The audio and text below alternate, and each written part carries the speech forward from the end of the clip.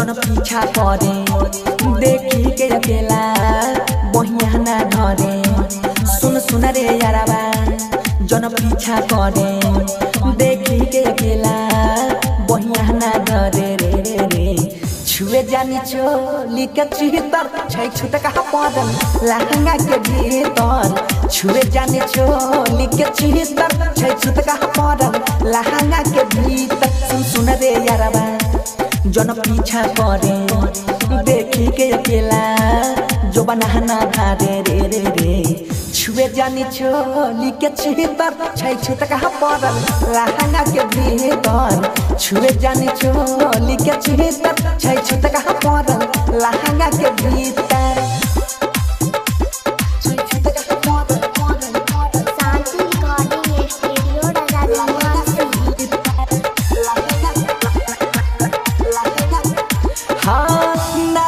मरिया हमर छियै न दान रे जबरी जे कर में छौरा निकल जैते जहान रे।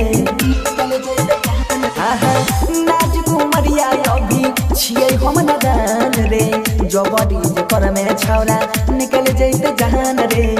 अधर्मी न सुधी न पवित्र छै छुट कहा पड़ल लहंगा के भीतर। छुए जानी चोली के चितर छै छुट कहा पड़ल लहंगा के भीतर।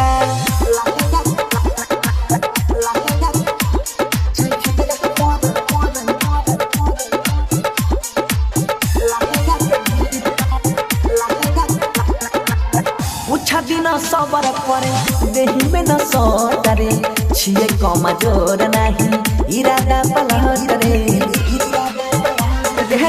पूछा दिन सबर करे देही में न सतरे छिए कमजोर नहीं इरादा पलट रे। बनसी न बने बड़का चितर छै छुट कहा पड़ल लहंगा के भीतर। छुए जानी चोली के भीतर छै छुट कहा पड़ल लहंगा के भीतर। सुन सुन रे यारबा ना पीछा करे देखी के अकेला बहिया न धरे रे रे रे।